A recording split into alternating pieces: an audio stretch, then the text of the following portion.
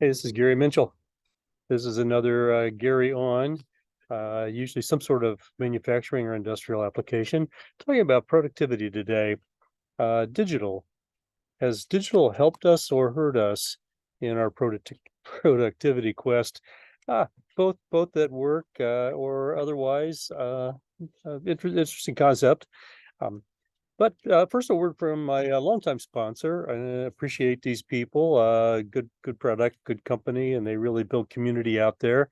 And it's brought to you by the with the support of inductive automation.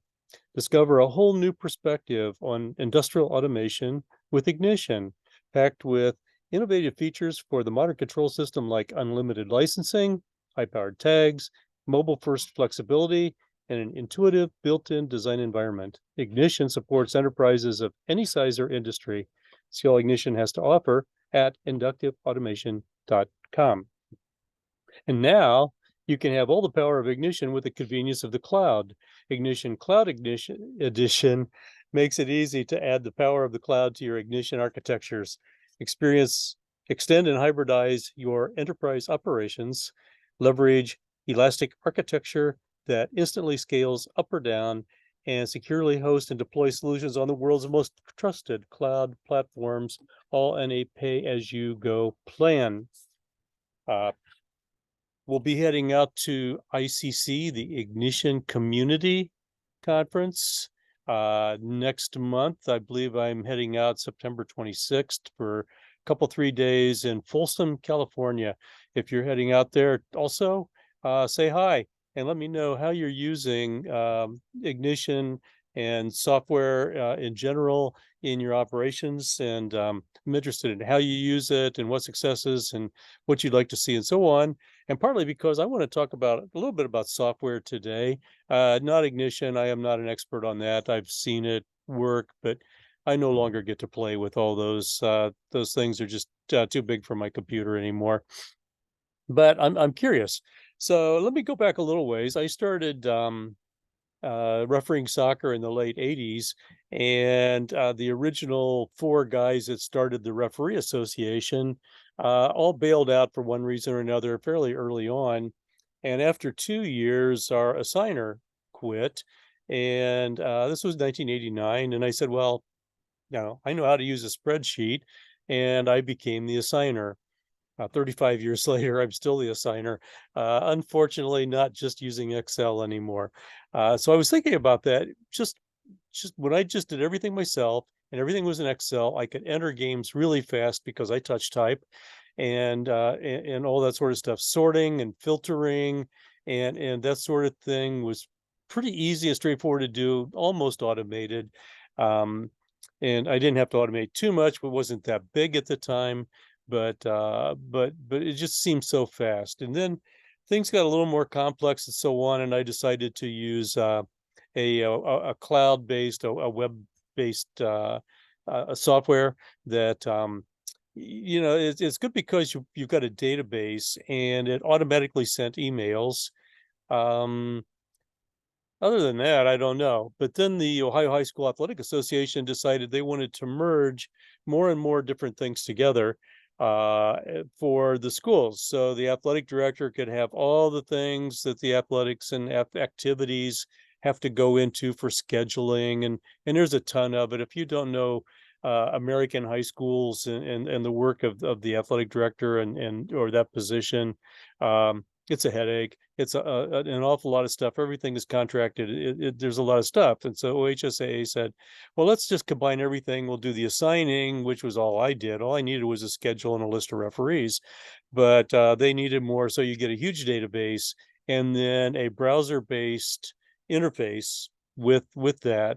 And they were going to build their own, and I laughed at them and said, "You'll never build your own in time." And so they went together with an existing company, and it was okay, but it was slow. And I get, at home I have fast internet connection, but it's just slow. Updates through the web browser were slow. There wasn't any like direct interface available. And so the good news was you could have a lot bigger database and access to more things. It could be linked to certified officials through OHSAA. So I had assurance that I had certified people, and the ADs could do things and they could enter stuff, I could enter stuff. And but it was a little bit awkward. So then OHSAA just this past spring, for reasons I shan't criticize, I mean, it was a decision they had to make. Um, went with a new company, a new web company, but it's slow. It seems like I click on something and then I've got to wait for the thing to like communicate back and forth. And if I'm on when nobody else is on, it's not too bad. But if I'm on at a prime time of the day when all the other assigners in the country are also trying to access it, their servers are slow. Let's just face it. So I was curious about all that. I used to be productive, and then, I sort of still am, but I don't feel like in the last 30 years I've really progressed that far as productivity. And so I was curious about other applications that things might happen. And I think about productivity.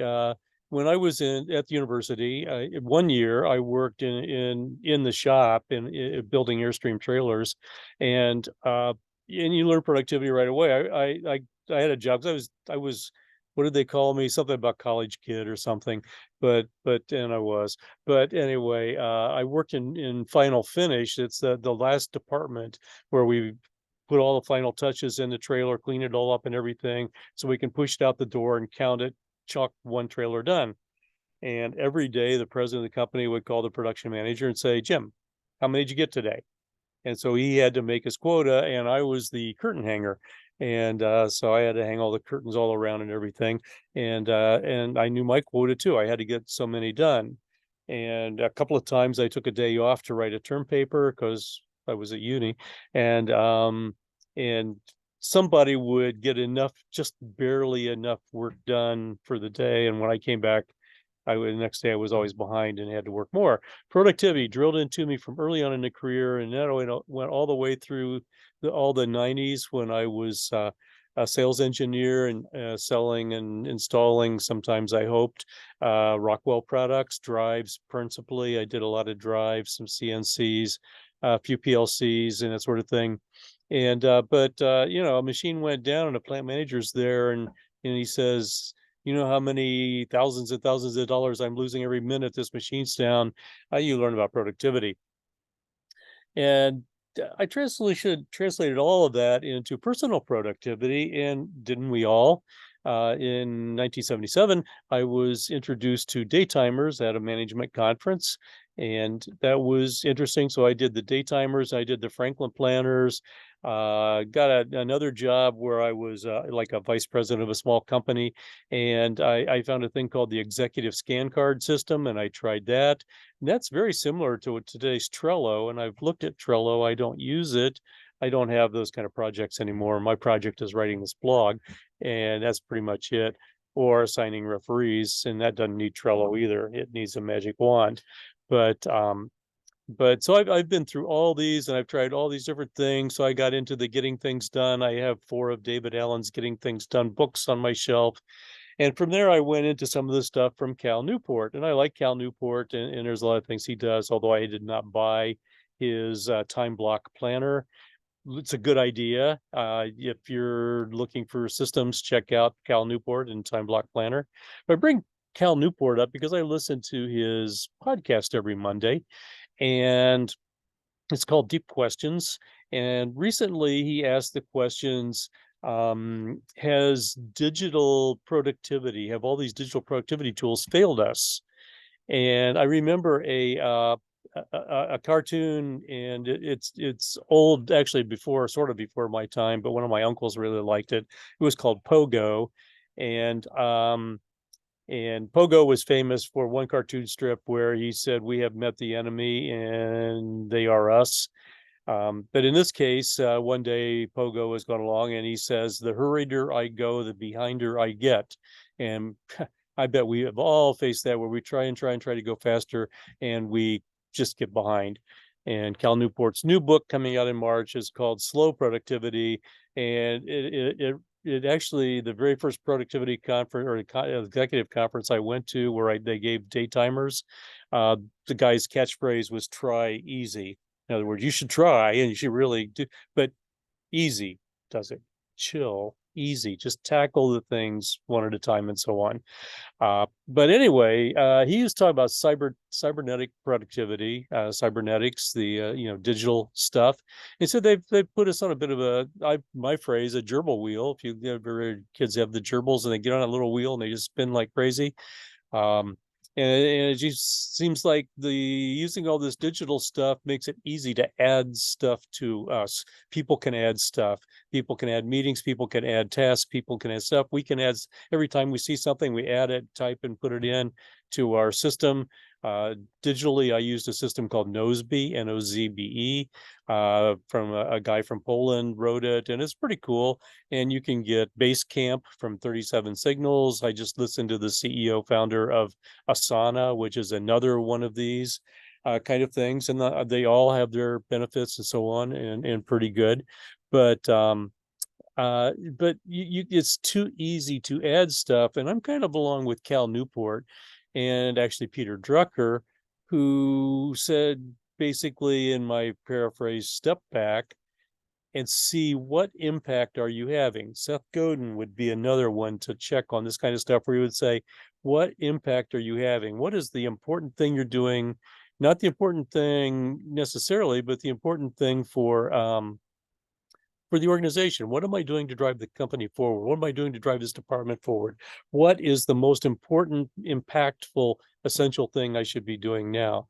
And basically, we need to step back and say, this is what is important. This is the stuff that we are doing now. And I was doing some research on productivity and knowledge worker productivity, and there's a big kerfuffle about whether you're better off at home or better off in the office. My view is you're not better off in the office. It's too easy for people to interrupt you and interrupt your train of thought and just have conversations and waste half the day. Or it's too easy to get called into meetings, and those are 90% of the time a waste of time. So that's kind of what I was researching, and I saw all this stuff about productivity, and then I saw articles on the myths of productivity, and I thought, knowledge worker productivity, you can't measure like reports done, so, oh, boss, I did 5 reports today. Oh, good for you. You should have done 7 or whatever. But it was like, how important were those reports? Probably not at all.